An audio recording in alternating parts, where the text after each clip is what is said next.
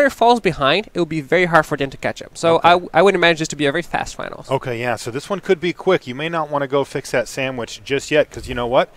The players are ready. Let's head on down. It's time for the finals.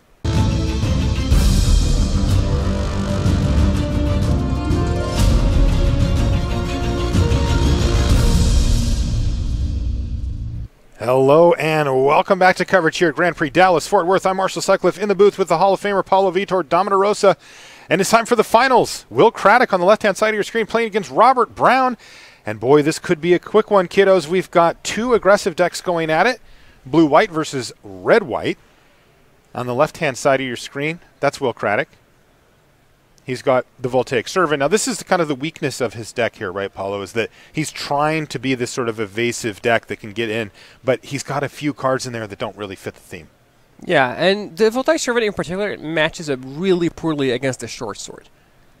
Because it means any creature that Robert Brown plays will just ignore the 1/3 body. Mm-hmm. So as we can see right now, it's not going to do much more than just attack for 1.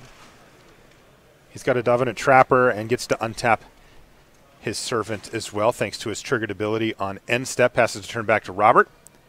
Robert's got the ideal 3-drop, really, for these decks. This Pegasus Courser following the Knight of New Benalia. Well, that's just 4 damage in the air just on their own, and it can make racing difficult, though it looks like Robert is going to go ahead and block the Voltaic Servant here to soak up 1 of the damage, but he's still taking 3 in the exchange. Yeah, no reason not to block. He knows there are no Adamant Wills in Will Craddock's deck. Mm-hmm. So clean block there for him. Will gets to once again untap the Voltaic Servant.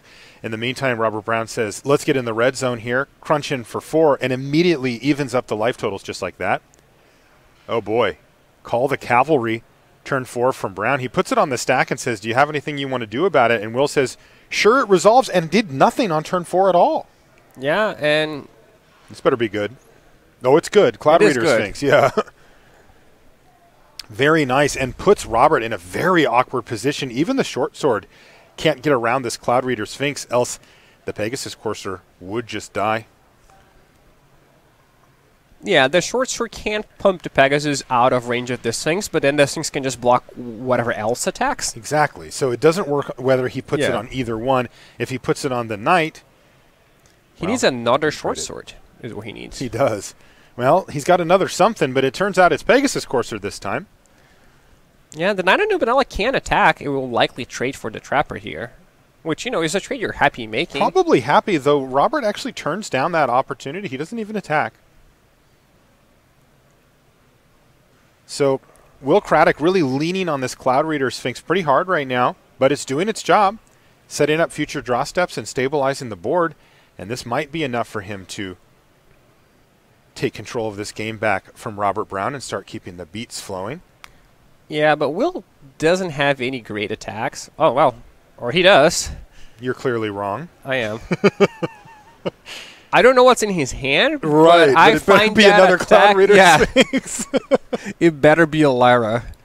No kidding. He's getting in. This is a potential trade 3 damage for 20, but let's see what he's got. Okay, that works. In Bolus's clutches. And what is he going to steal? A Pegasus Courser? Okay. Yeah, but Robert will still get to attack in a spot like this, though Will get to attack back for more. So, yeah, both those players are doing what their deck is designed to do. They're racing, and they really can't do anything else. No one can control the game here. No one can get card advantage. You know, you're not going to see Soul Salvages and Chroniclers. It's just creatures swinging past each other, and sometimes a block or a combat trick. But, yeah, I expect players to just turn everything sideways every turn that they reasonably can until the game is over. That's exactly what's happening here. Robert Brown just says, team, everybody's in. Yeah, I assume he gave flying to New Benalia. I didn't see that, but I think it's a safe assumption. Yeah, agree. So 2 1/3s jump in front of the 2/2 Vigilance Knights. Oh, wow. And that's not going to work out well for him because the card in Robert's hand is Radiant Lightning. Oh, no. And that's going to deal 3 damage to Will and finish off both the 1/3s. Wow. Robert Brown really leveraging kind of a fringe card. You know, Radiant Lightning is the kind of card that comes to mind when you think of playing against Sapperlings or just a deck that happens to have multiple 1 toughness creatures. But, oh boy, if he can use it to take down a 3-drop and a 2-drop while losing no board position whatsoever and doing 3 damage, he's going to be thrilled. And that's exactly what happens. Wow, nice swing in Robert Brown's direction. He says, excuse me. I'll take my creature back. Thank you very much. And now, once again, that Cloud Reader Sphinx not being on blocking duty there, perhaps punished a bit, as his blocking options look much better with the Sphinx in play. Or, untapped. Yeah, I don't know if those life totals are correct. I don't believe they are. I think maybe right. they just damaged Robert from his Radiant Lightning. Yeah, I think we might. Which would make it a much worse card. We'll get a quick double check on the life totals just to make sure. Yeah, so yeah, Radiant Lightning, a card that, normally isn't that great against Blue-White. It's really a card that is good against Serpentings, but I like main decking it if I'm very aggressive, and especially if I have spell matter cards. Like if I'm playing a Wizards deck and I need spells and I'm already aggressive, then you can leverage the 3 damage and the 1 damage for everything, and that's actually pretty good. Or at least okay to main deck. You think Will Craddock's going to pump the brakes here a little bit? Oh, he has to. Yeah. Well, maybe not. Again, I'm proven wrong. Wow, so he plays a Dominant Trapper, then plays a Short Sword, which gives him a double tap and allows him to attack for a hefty amount, 6 damage that turn. Yeah, he has to have Gideon's Reproach in hand because he didn't equip the sword. He has to, right? Or I guess you're looking at the list. I mean, does he have a Blink of an Eye in there as well? Oh, he does have Blink of an Eye. Yeah, so it could be that. One or the other. Yeah, he has 1 copy of each. Okay. But at any rate, by not equipping the sword, he's kind of telegraphed the fact that he has something. Yeah, because in this race, it really could matter. Because he has all 3 power creatures in play, and his opponent is at 7, so putting his opponent to 6 makes any combination of 2 creatures lethal, as opposed to only one of the sword plus another. So it is a cost. But what are you going to do, Yeah. Those 2 decks are facing against each other. And boy, you said it. They're just going to be attacking each other unabashedly, and boy, have they. These guys seem like such nice guys, too, but they sit down and just go, attack with everything I possibly can every turn until a winner is determined. And Will is now in an unenviable position. He's actually going to trade off his Dominant Trapper for half of Call the Cavalry. Yeah, and that makes me think it's Blink of an Eye and not Gideon's Reproach, and Will has lethal in play if his opponent only plays 1 blocker. That's right. Or, sorry. The Vigilance. There is the Vigilance card, yeah. But he can still draw a Historic card and tap it, but... Yeah, so I think we're probably going to see that Aven Sentry, or maybe just the Vigilance Knight sent packing. Yeah, there it goes. Blink of an Eye, and if he has anything to activate that Trapper, he can win the game on the spot. Does he have it? I'm going to guess not, based on him not having already slammed that in play. Yes, I agree with you on that one, Paulo. Okay, so now, is he going to pump the brakes? He's going to scoop up his permanents here. Down to 1 life. He didn't find what he needed, and he didn't even make Robert attack him. He didn't, but... Oh, I would have made him attack. He's got Gideon's Reproach in his deck. I would too. Yeah, Robert very well may say, I'm going to play another creature, I'll kill you next turn, go. Right? That happens all the time. Yeah, it definitely does. But Will said, nope, you got me. This race is yours. And Robert Brown takes down game number 1. Big smile on his face, too. And, there is a card in Will's sideboard that never sees play. But if it will ever see play, it is in this matchup. He has 3 copies of it. Healing Grace. Healing Grace. So it's not good. I don't like it. I'll never main deck it. But if we're in a spot like this, Robert has 2 Fervent Strikes in his deck, for example. Definitely. It's a 1-mana combat trick that no one plays around because it's bad. It helps swing races by a lot. It effectively wins 6 life, gains you 6 life in a race. And if your opponent tries to play a card like Fervent Strike, well, just for 1 mana, you blow them out, and you gain 3 life in the process. So I think Will should consider bringing this card in. And I agree. I assume he won't because no one does. Yep. Is like a meme card, but... Well, it's funny. It's funny that you brought this up today. I actually brought that card in for the first time ever last night. I was doing a draft on Magic Online when I was getting ready to hit the hay after we were done working. Wow, yesterday. You were doing a draft yesterday after we were done? Yeah, of course. Come on. Okay. I'm a junkie. And I was like, look, I think I'm going to bring in this card, and my friend Woody was like, I don't think that's probably correct. And I'm like, look, I don't think it normally is, but my opponent was fully all in, like, multiple pump spells, the run amucks and that kind of stuff, and just was all in every single time. And I thought, gosh, if I can just disrupt one of these once, I might be able to do it. And I got to tell you, the card was good. It performed. Yeah, I mean, that's Robert Brown's deck, right? Mm-hmm. He is all in. All right, well, a quick start from both players once again. Oh, boy. Yeah, that card... the Capuchin is going to kind of seal up the ground game, at least for now. Yeah, that card is so strong in any sort of race. Look at what it does here. And they're like, what do? Do you just double block it and get super blown out by any trick, including, Healing Grace? Yeah. Like Gideon's Reproach, Blink of an Eye. Yeah, but you know how it goes? If you just keep taking it, oh boy, short sword now for Craddock means that even the double block isn't going to work. So you notice that he's only tapped 1 mana. That's because the short sword actually cost 0. Yeah, and that to me means no Gideon's Reproach, because if he did have that, he would probably have equipped the Servant and attacked with both. The Servant effectively has Vigilance, it then taps itself. So that to me shows he does not have a way of trumping combat with that Danita. So he doesn't want to trade. He doesn't want his opponent to double block it. Yeah, he did get in with Danith the Capuchin. That's why his life total's up higher now.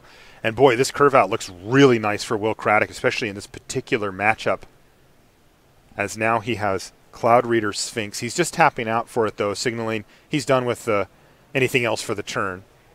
But he can start lining up attacks, maybe set up some type of tricks in combat.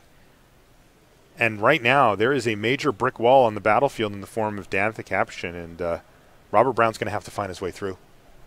Yeah, and in matchups like this, having a creature that has Vigilant, First Strike, and Lifelink is so huge, you basically can never erase it. Oh, wow, that's dangerous. So he played a Juggernaut? He didn't tap anything, so didn't want to attack, but that Juggernaut is going to have to attack into a Danita next turn. Right, and she has 3 power right now, plus First Strike. Like, Robert could just send that Juggernaut to its death. Yeah, just 4 mana, you gain 3, go. Yeah, and I'll rip this card up. Pegasus Courser now also really threatening, as once Pegasus Courser can start picking up Danith the Capuchin. Yeah, I think it's impossible to raise. Will's attack is very aggressive here, because Robert is clearly setting up a turn where he will attack, right? Yes. His plan can't be, I'll send Juggernaut to its death. So he's going to attack with everything, and that's what he does. And Will lost on a potential blocker here. So I think Will's been playing this matchup a little bit too aggressively. Mm-hmm. And Robert should really split up his lands. Agreed. It does make it difficult to see exactly what's going on, and that's the kind of information that can be important. Yeah, so Will could have... Robert could have Charge, for example. It is a card that we've already seen. I believe it was him that we saw. Just comboing people out with Charge and Run Amok. And that was him. Yeah, so I really dislike that attack with the Sphinx. You don't lose anything by waiting 1 turn. And if the Juggernaut has to throw itself into the Danita that is so good for you, you know that is not what's going to happen. So having the Sphinx be able to block a 2-2 that got in would have been pretty good. Now, Will Craddock looks like he's decided to play around Charge at least somewhat here by throwing Danith the Capuchin in front of a 2-toughness creature rather than the Juggernaut. Yeah, but that plays around Charge exactly. It does not play around Run Amok, for example. Right. It doesn't play around Fervent Strike. Like, they'll both trade. Yeah, he's hedging kind of in the middle here. But the hedge should have been done before combat, before he attacked with this thing. Yep. And there we go. Run Amok is going to make a 5-toughness creature plenty enough to run over Danith the Capuchin, and Will Craddock gets punished pretty hard here. He's taking a lot of damage. He's going to take 9, gain 3, so he's going to be at 17 after all is said and done. Actually, I might have spoken too soon. He's actually taking some trample damage here as well. Yeah, I think this is really Will misunderstanding the position 14. he's in. Mm-hmm. Because he had the advantage in play, I believe. Oh, yes. And he kind of, tried to make it a race when he didn't necessarily have to. He could just start racing next turn. He has a Pegasus in the Danita with Lifelink. Can gain back a lot of that life and really put Robert Brown... I mean, Robert couldn't have felt good about casting that Juggernaut, right? He probably said, well, this is a little desperate, but I do what I got to do. Yeah. And then the door just opened up in front of him, and he just crashed right through it.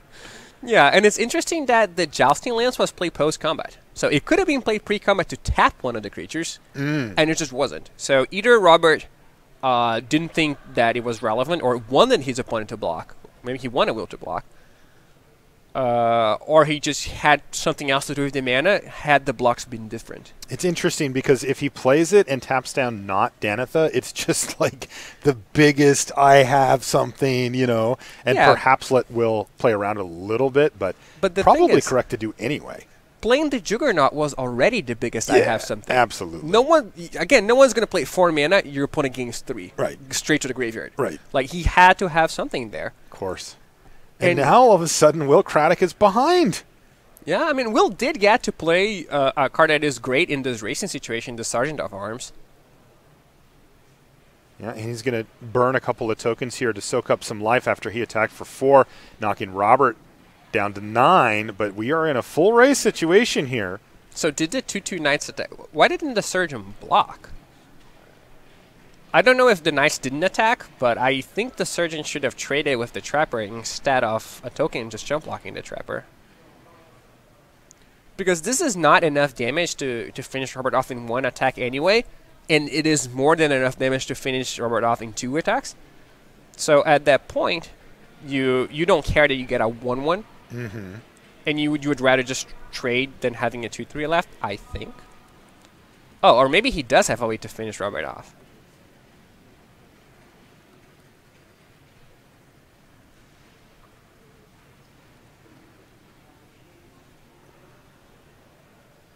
And there's that charge that you talked about a minute ago.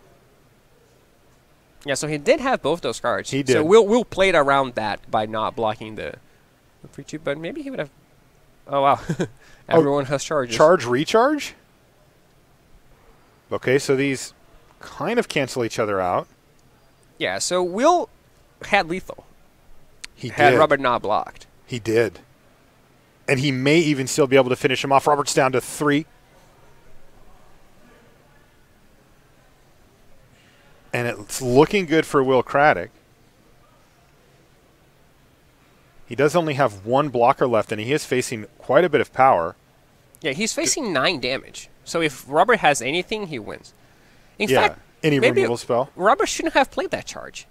Because the charge was used... Oh, that's just game. And he has Adam and Will anyway, and Robert Brown, king of the combat trick, gets the job done every single time we saw him on camera. It was run amok, it was charge, it was Adam and Will, and he just jams nonstop, and he's able to turn around a game that looked like he was way behind on Will Craddock and take down the trophy here in Dallas. That is your champion.